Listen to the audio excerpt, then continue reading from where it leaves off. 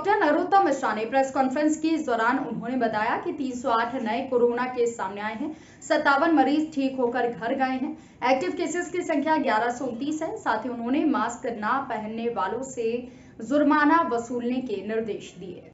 राहुल गांधी पर कहा, राहुल गांधी और उनके गुरु बाबा चाचा जान, अब तो बच्चों को लगने लगी है, अब तो वैक्सीन लगवाओ। हरीश रावत पर कोरोना का प्रसाद बांट रहे जैसे शब्दों का उपयोग करने पर बोले कि ये हिंदुओं की आस्था पर चोट है। कांग्रेस शुरू से ही आस्था पर चोट करती आई है। राहुल बाबा और उनके गुरु चचा जान वैक्सीन पे शुरू से ही सवाल उठा रहे थे। वो अब तो बच्चों की लगने लगी, कहाँ छुपे हो, आओ वैक्सीन लगवाओ, सबको प्रेरित करो वैक्सीन लगवाने के लिए। हम लोग भी सबको लगवा रहे हैं। ये देखो कांग्रेस का सोच है, प्रसाद जैसे पवित्र शब्द का उपयोग कहाँ कर रहे हैं। ये एक मानसिकता है, जहां हमारी आस्था जुड़ती है उसको ये बदनाम करते हैं। ये कमलनाथ जी थे, इनने महान भारत को बदनाम भारत कहा था। ये कमलनाथ जी थे जिन्होंने इंडियन कोरोना वेरिएंट कहा था। और अब ये प्रसाद को कह रहे हैं कि प्रसाद बांट रहे हैं कोरोना का। ये निंदाजनक बात है। आस्थाओं पर चोट नहीं करना चाहिए। और कांग्रेस की आदत हो गई है कि इस तरह से हमारे प्रतीकों पर, आस्थाओं पर, जो आस्था के प्रतीक हैं उन पर चोट पहुंचाने की। पिछले 24 घंटे में कोरोना के 308 प्रकरण संपूर्ण मध्य प्रदेश में आए हैं, जबकि ठीक होकर अपने घरों की ओर, गंतव्य की ओर जाने वाले 57 लोग हैं। अब हमारे एक्टिव केस 1029 संपूर्ण मध्य प्रदेश में हैं, जबकि हमारी संक्रमण दर 0.53 है। रिकवरी दर हमारी 98.6% है। कल संपूर्ण प्रदेश में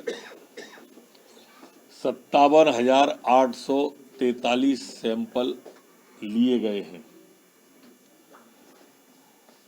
मैं ये भी कहना चाहता हूं कि धीरे धीरे कोरोना अपने पर फैला रहा है।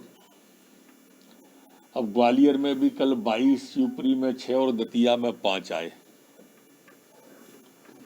पूरे प्रदेश में इसकी व्यापकता हो रही है। इंदौर में तो डेल्टा के और ओमिक्रॉन के 50-50 मतलब 50-50% आ रहे हैं। जो कल 47 के लगभग आए होंगे उसमें से आधे निकल रहे हैं।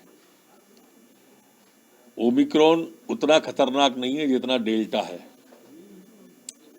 और इसलिए घबराने की आवश्यकता तो नहीं है, पर सावधानियों की ज्यादा आवश्यकता है। सरकार ने दवा की, बिस्तर की, आईसीयू की, वेंटिलेटर की, पलंग की, दवाइयों की पूरी व्यवस्था कर रखी है, लेकिन इसके बावजूद भी सख्ती की आवश्यकता है, चिंता की आवश्यकता है, सावधानी की आवश्यकता है। हम आज पुलिस को कहने वाले हैं प्रदेश के अंदर कि मास्क जो लोग न लगाए हों उनको एहतियात बरतने का तत्काल वो कहें।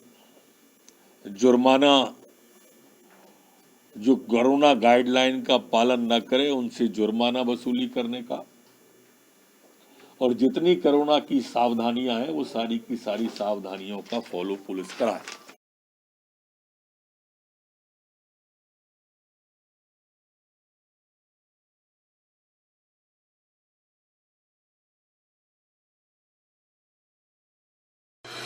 Rabindranath Tagore University, formerly known as ISECT University, the pioneers in skill development, with focus on creating industry-ready professionals.